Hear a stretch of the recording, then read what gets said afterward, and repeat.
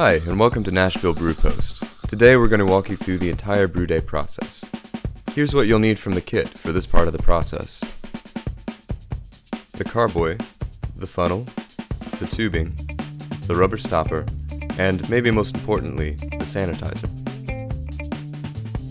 Things you'll need that aren't in the kit are a moderate-sized pot, about 6 quarts, for steeping the grains. This is the mash tun. And a big old pot, at least 8 quarts, for boiling, otherwise known as the boil kettle, as well as one 10-pound bag of ice. Finally, you'll need a strainer that fits over the big pot. Before your first brew day, you'll need to calibrate the wooden spoon. Pour 1 quart of water in the pot you'll use for the boil kettle. Stand the spoon up in the pot, and mark the water level with the Sharpie provided in the kit. Repeat this until you've marked up to 6 quarts on the spoon. Now we're ready. Today we're brewing the Hall and Oatmeal Stout. To start, pour about half a sink of water and add a capful of sanitizer. Submerge the carboy, the tubing, the funnel, and the stopper.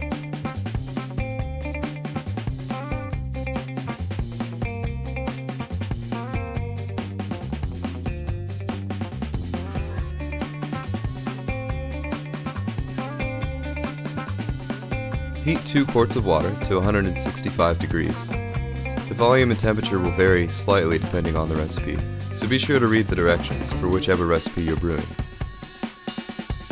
Once the water is heated, throw in your grains and mix thoroughly. This is the mash. Make sure there aren't any clumps so that you can get all the malty goodness out of the grains.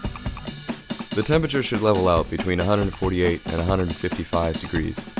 Keep it within that range for an hour, adding heat as needed.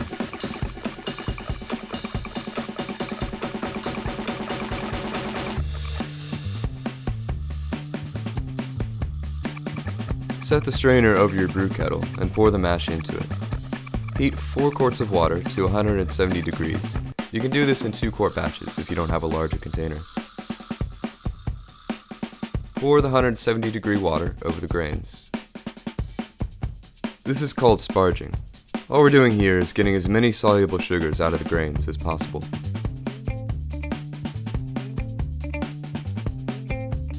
Next, recycle the wort, like so. Pour the wort back into the mash tun.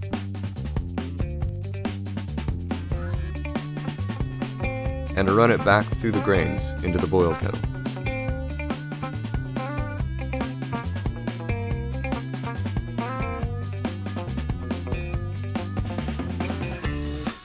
Make sure your volume in the pot is about 6 quarts.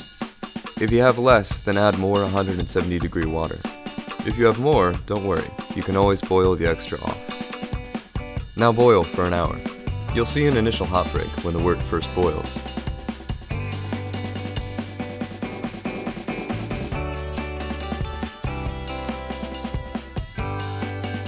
Let this die down and then begin your 60-minute timer.